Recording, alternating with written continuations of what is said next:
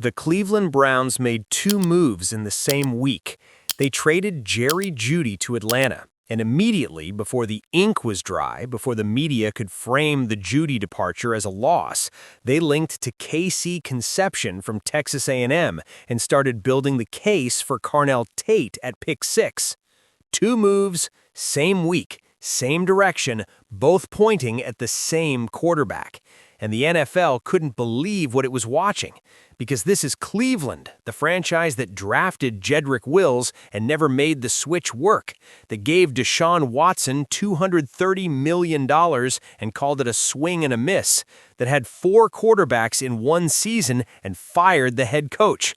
The franchise that has spent the better part of a decade being reactive, answering problems after they became crises instead of solving them before they did.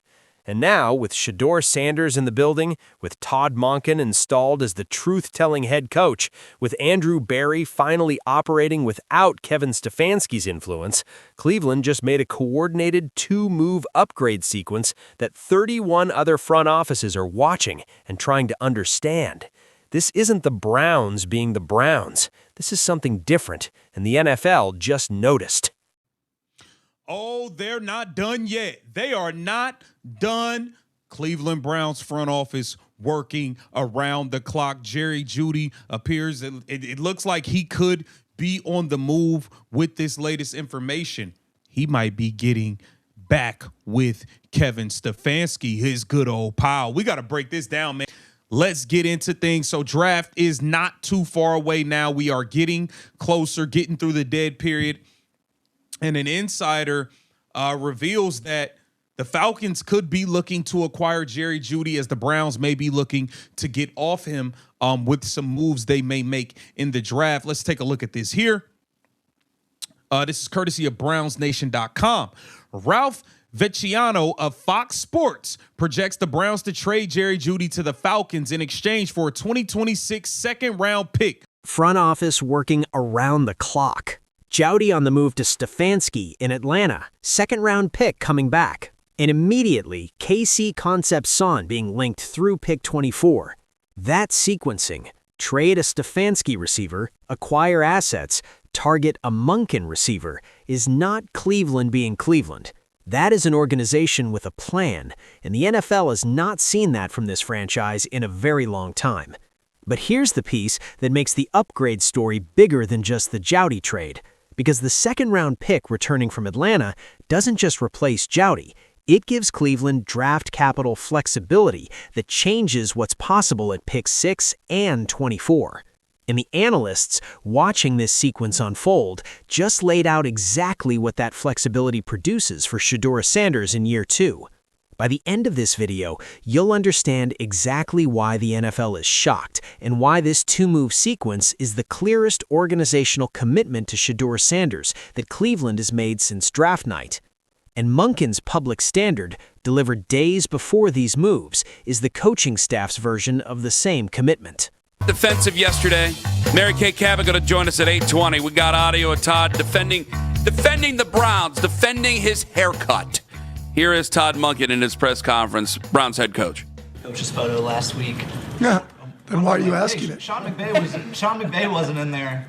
In the photo either. Do you ever think that that's... I can't comment on Sean McVay. Right. But do you feel like you got, a disproportionate amount of the bluster for that? Oh, I really don't give a shit. I mean, it had nothing to do with me. I mean, they moved the meeting. I didn't miss it. I was just trying to get a sweet haircut. I mean, that's what I was trying to do. And then they moved the meeting. Now, you can blame that I should have been at the meeting when they moved it up and my ass would have known that's when it was. Yeah, okay, I got you. Was it disappointing? You bet your ass it was disappointing. Would my life to be a head coach? I'm not in the head coach's picture. You'd think with AI they could have done that quickly and got me in there. But no, it's the way it is. It'll be under the bridge, and what'll matter most is how we move from here and do we win or not. That ultimately, none of that will matter. The reason I asked is that there's this perception around the Browns, what can go wrong, will go wrong. People always read the worst into what happens here. How can you guys change that perception? Winning. What changes everything, right? Winning changes everything, right? I told the coaches that the other day, right? Or playing well. How does a player stop a narrative? Play well. How do we stop a narrative on offense? Score. How do you stop a narrative of winning? Win. It's pretty freaking simple, right? I mean, is that not life in general, right? there is a narrative out there that, you're not a good husband. Well, change, be a good husband, right? All that's part of it, right? Change the narrative, become that. That's what we have to do. It's real simple. Go ahead and say. How does a player stop a narrative? Play well, score, win. That statement didn't come after the trades, it came before them. Monken set the standard publicly, and the front office answered with action. That coordination between coaching staff communication and front office execution is exactly what has been missing in Cleveland for 6 years.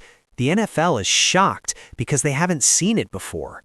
Before we break down both moves specifically, you need to understand why the simultaneity is the story. Because Cleveland making one good roster decision isn't news.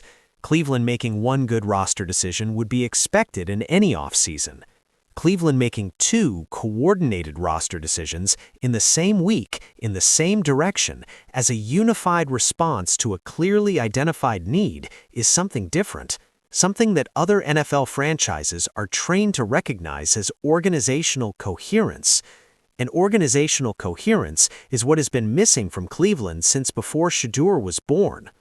The Jeudy trade alone doesn't shock the NFL. The immediate targeting of his replacement with specific names, specific pick numbers, specific scheme fits for a Monken offense is what produces the shock, because it means the front office and coaching staff are aligned. It means the need was identified before the trade was made. It means Andrew Berry didn't just move Jeudy because the opportunity arose. He moved Jeudy because he already knew where the upgrade was coming from. Jerry Jeudy gets some bad news. He just may be getting traded. And also, that's going to be some heartbreaking news for Shedeur Sanders. Shedeur Sanders need a number one wide receiver. And also, we got to talk about Travis Hunter, the Heisman Trophy winner, the former Colorado standout wide receiver, now with the Jacksonville Jaguars. The head coach came out and said Travis Hunter will be a full-time defensive back, cornerback, this year in 2026. Jerry Jeudy getting traded.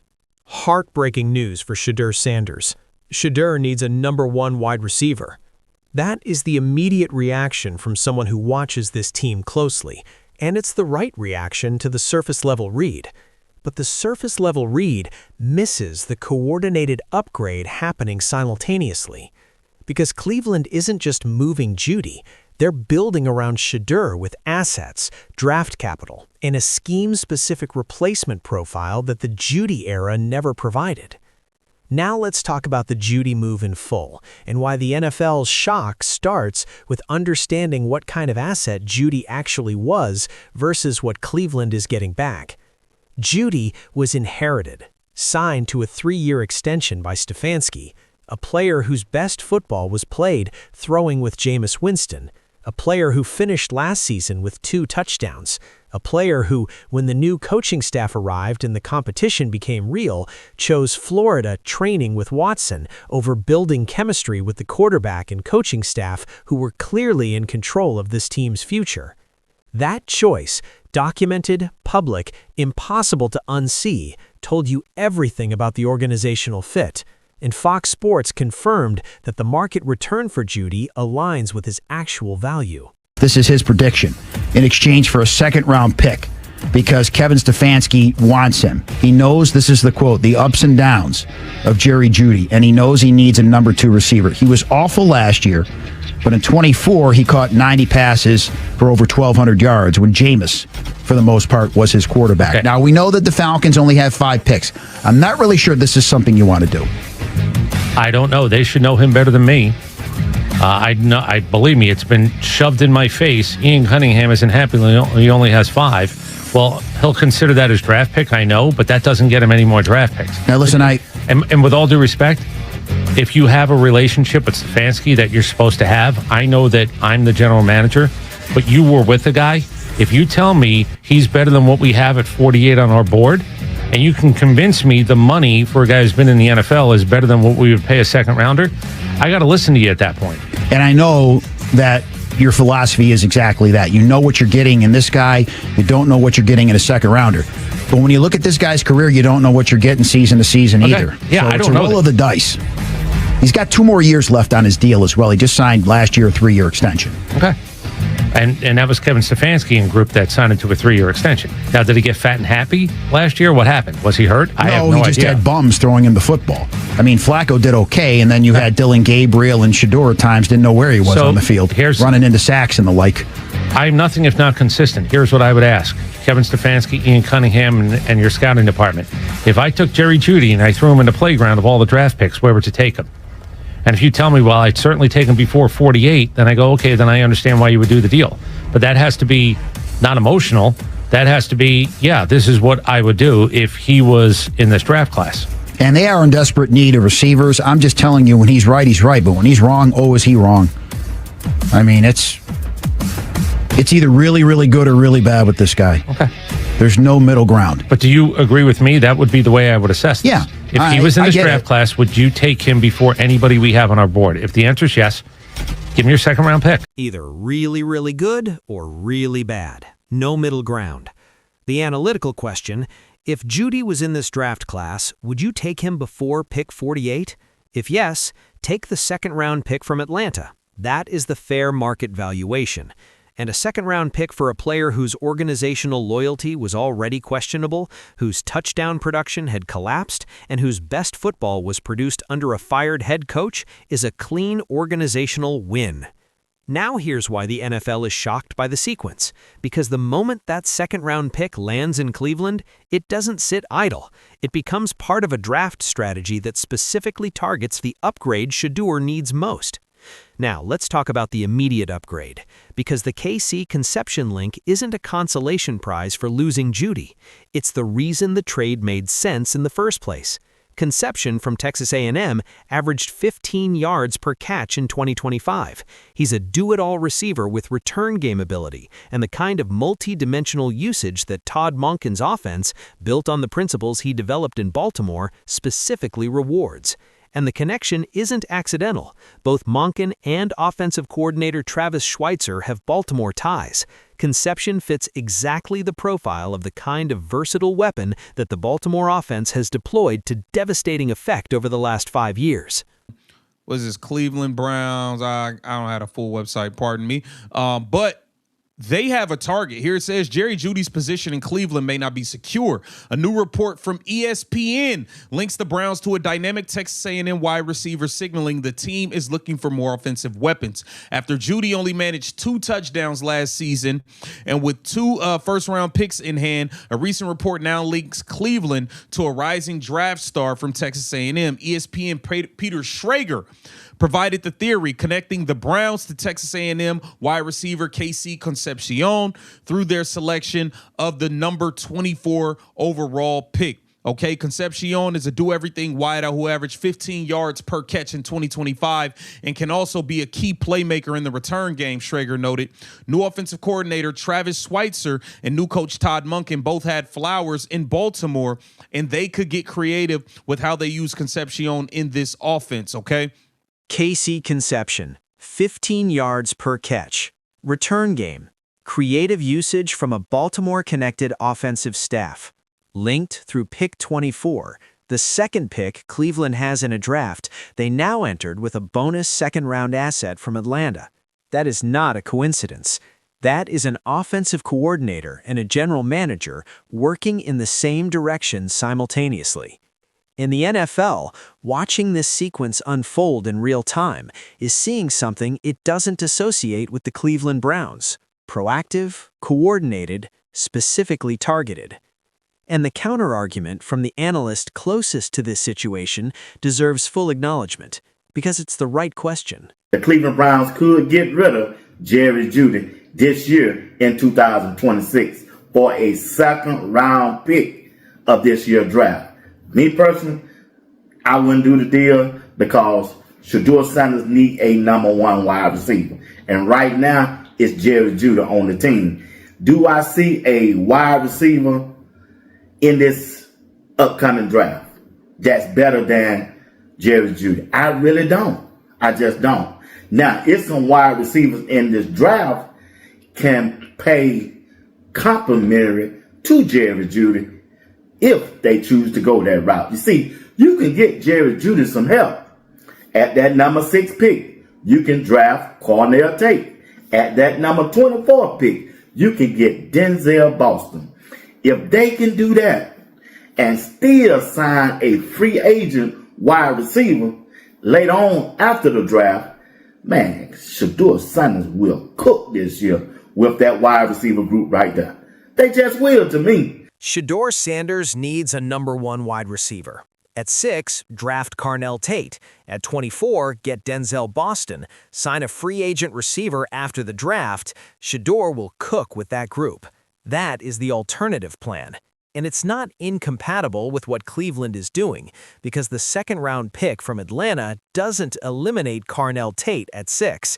It enhances the flexibility to take the best player available at 6, whether that's a receiver, a left tackle, or a trade-back scenario, and still address the receiving core at 24 with an upgraded target.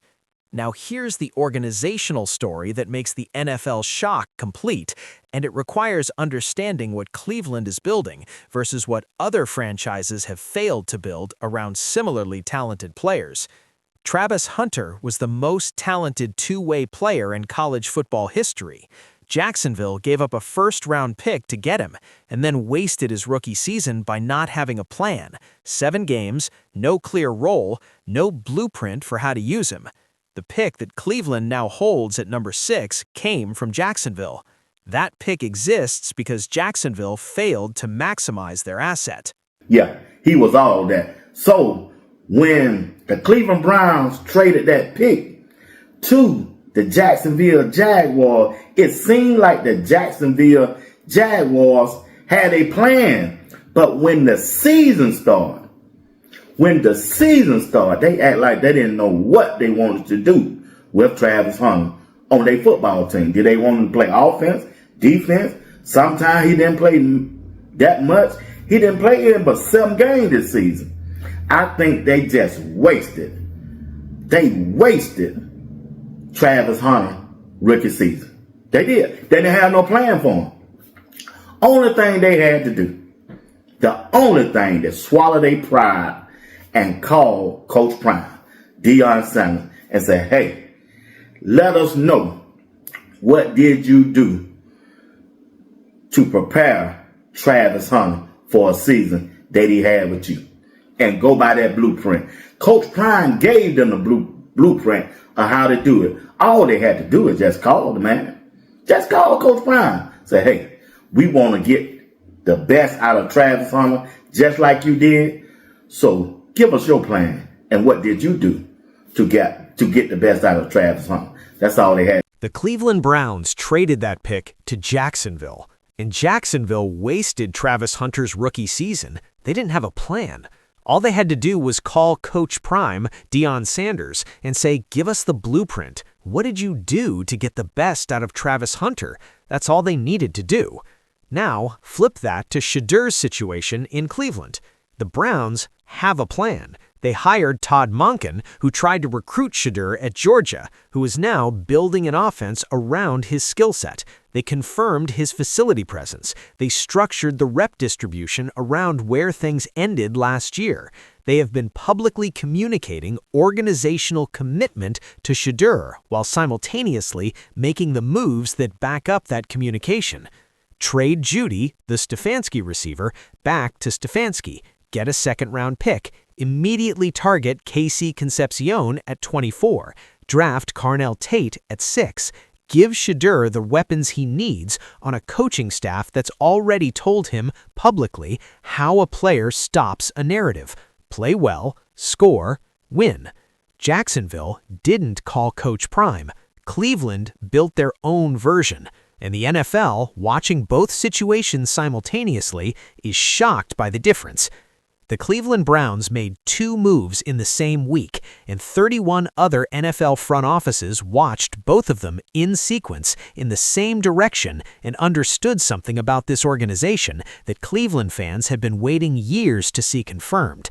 This isn't reactive. This isn't disorganized. This isn't the same old Browns making the same old mistakes. This is a coordinated upgrade sequence. trading the Stefanski receiver back to Stefanski, collecting a second-round pick, immediately targeting a scheme-specific replacement, and setting up the draft board to give Shedeur Sanders the offensive environment he was never given in year one. The NFL is shocked because nobody expected Cleveland to be this intentional this fast, because the franchise that gave Watson $230 million and called it a swing and a miss wasn't supposed to follow that with a clear-eyed, coordinated, quarterback-first roster rebuild. But Monken said it, and Barry executed it, and Shedeur Sanders is going to walk into year two with an offensive environment that actually matches what he showed everyone was possible in those last 7 games. Play well, score, win. The upgrade just started, and the rest of the NFL is watching. The next video covers what the draft produces and whether picks 6 and 24 confirm the offensive vision that the Jeudy trade began to establish. That video is right here. Drop a comment.